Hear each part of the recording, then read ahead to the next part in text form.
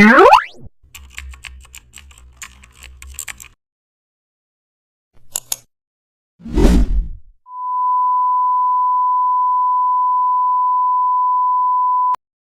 back to the channel. Don't forget to like, share and subscribe for more update. Today we are explore curved header wave cut using custom shape.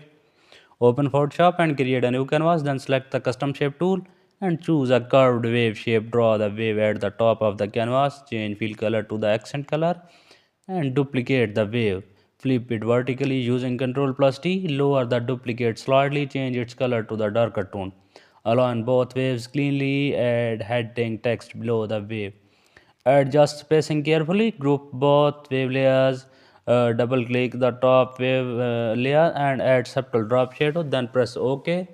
Zoom out to preview, check each and everything of the project, then press OK. Header cutout looks modern, custom shape.